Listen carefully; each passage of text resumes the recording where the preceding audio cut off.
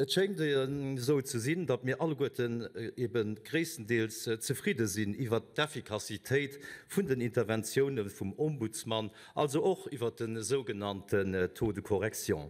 Dat weist, wie wichtech a wie nëtzlech déi Institutioun ass.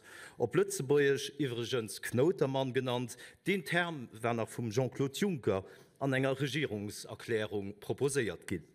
An dat den Knotermann mittlerweile ein Deel vun eiser Verfassung ass, hatte mir als ADR ausdrücklich begréist. Herr Präsident, mir gesinn dat 12 vun den Dossien vun der aktueller Knoterfra vun 2022 all Joer rund 200 Dossien an Blut gangen ass, wat fir eis och op de Wurstem vun der Populationun zurückzufeieren ass.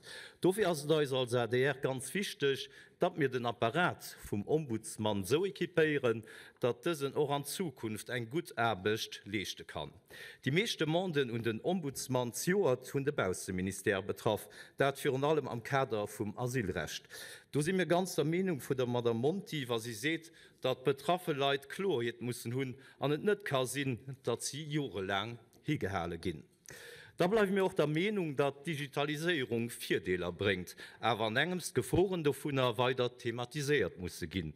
So derf se net op Kächte vum persche Kontakt goen. Mir muss secher sinn, dat Digitalisierung eng Hëllef ausfir Leiit erken ausschläst. Dofir bleiben die Analogmeigkete fir können ze kommunizieren, dat techt auch fir an allem die persch Berodung extrem wichtig. Herr Präsident, die Damen und Herren, zu der Assistance juridique. Der Staat soll das für seine Leute an einer Bürger, die das Hilfe brauchen, viel mehr flexibel handhaben. Das ist eine Diskussion, die schon 20 Jahre gefordert wird, und aber schenkt, dass der Staat an dieser Sache zu bürokratisch ist.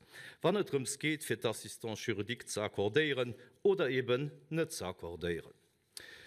Do plädeieren mir fir méi Generositéit, dat hicht jo net, dat dat finanziell zu Lasten vum Staat ass, well war se net geschëlt ass, war Verurteilungen kommen, da kann dat natierlech rekuperiert ginn, mir fir de Leiit beizestoen fir an allem dee Leiit, die beim Staat selber schaffen, ich denken an Polizisten, mir auch an einer Leute, die vielleicht an einer Situation sind, wo sie die Assistance juridique brauchen, dann wird da keine Diskussionen geben.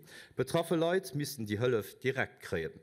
Aber wenn es sich dann herausstellt, dass das nicht nötig war, dass das nicht übrig war, dann soll die eben zurückbezahlt gehen. Aber wenn die Leute Hilfe brauchen, dann soll sie direkt kommen. Herr Präsident, ich komme schon zum Schluss. Gerade an diesen Zeiten, wo die Lebenskosten immer mehr hoch sind, ist es für viele schaffende Leute wichtig zu wissen, wie hoch ihre Pensionen im Berufsleben ist. Die Berechnung ist aber weiter ganz komplex und hier stellt sich für uns die Frage von der Kompetenz von den Etablissements publics, die zum Teil eigene Services haben, für die Pensionen zu berechnen. Und da kann man sich auch vorstellen, ob die Berechnung von der Renten nicht soll zentral beim Staat gemacht werden. Einfach auch für eine Verlässlichkeit zu haben, weil das so kompliziert. Aber da es Herz leid ist, dass es da keine Missverständnisse oder falsche Berechnungen können geben. Da begrüßt ADR nach, dass sich Madame Monti an ihrer wichtigen Position bislang immer politisch neutral verhalten hat, so wie das an der Definition vom Ombudsmann festgeschrieben ist. Wir bedauern dagegen, dass sich Einzelresponsable von anderen Institutionen, die der Chambre unterstehen, nicht immer an die politische Neutralität halten. Beispiel Okaju, den Ombudsmann für Kinder und Jugendliche, hat rezent klar politische Position bezogen, an dem sich für mehr LGBTQ-Enseignement an den Schulen ausgeschwert wird. Es ist nicht merci.